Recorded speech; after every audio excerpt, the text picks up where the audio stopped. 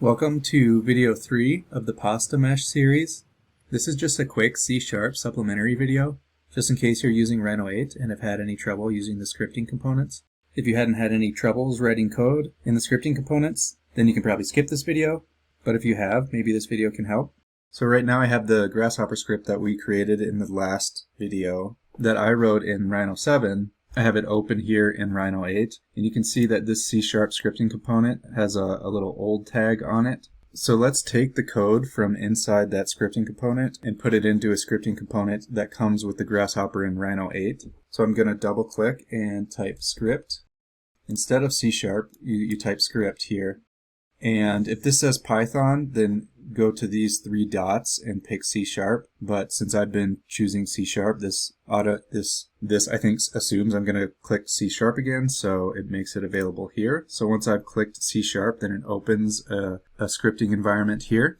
And it looks like this is going to be a lot better than the scripting environment that we had in Rhino 7 and Rhino 6. But at this point, I think there are a few bugs, and Rhino 8 is very new. And so that's not all that uncommon to have a few bugs, especially this is a pretty ambitious change. There's a pretty big change between Rhino 7 and Rhino 8. And so I think they're still working a few things out. For example, let me close this for now, and let's try to copy this here. I'm just going to first copy this input, Control C. I'm going to get rid of that. You can see that already just by deleting one of the inputs, we have an error here. And so I click here, and there's a very long error here, starting with the value cannot be an empty string, parameter path. And so what does all this mean? It's not really important to know exactly what it means, but what it tells us is, especially since we don't have any code inside there, that it's not related to anything that we've written, but it has to do with something is wrong with the C# scripting component, how it's being interpreted.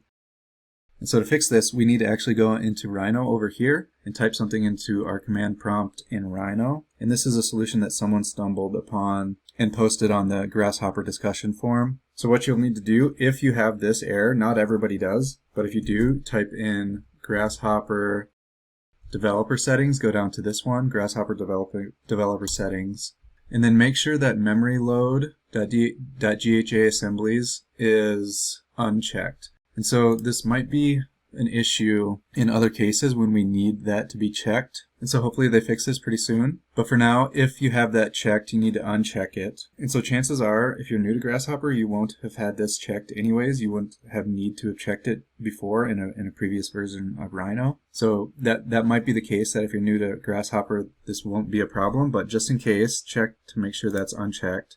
And then click OK. And then I'm just going to save this and close out of Rhino and restart Rhino 8 and restart Grasshopper. And let's open this again. And now we can see it's not red anymore, so it is working. So now I can go up here and copy this, just Control C so I don't have to type it down here. And we have tree access and type hint point 3D, so let's do that down here. Tree access, type hint point 3D. I'm going to see if we can increase the font. I'll just do 16 and see how that looks. So maybe it's easier to read. Okay, so this is what the scripting environment looks like in Rhino 8 for a C# component. Let's close it for now and go back into our old component to get all the code and copy this. So we have our custom additional code where we made a custom function. So Control C, then I'll close out of that and go back in here. And we don't need any of this.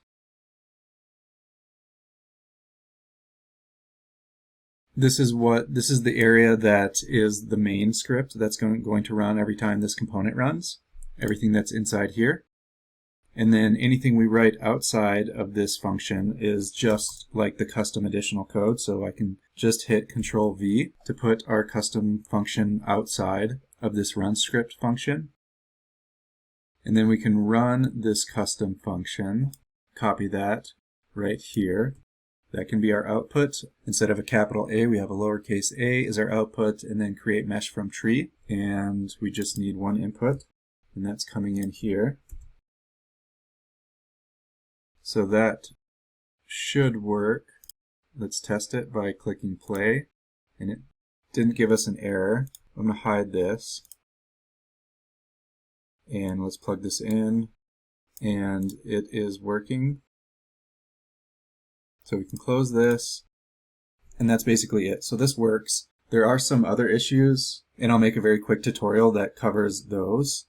For example, if this were a list coming in, then we would have to do something a little bit different. But I'll put a link to that video that deals with some of the other issues that I've noticed so far related to using C# and Rhino 8 below. I'll put a link below this video, and maybe see you there. Thanks so much for watching.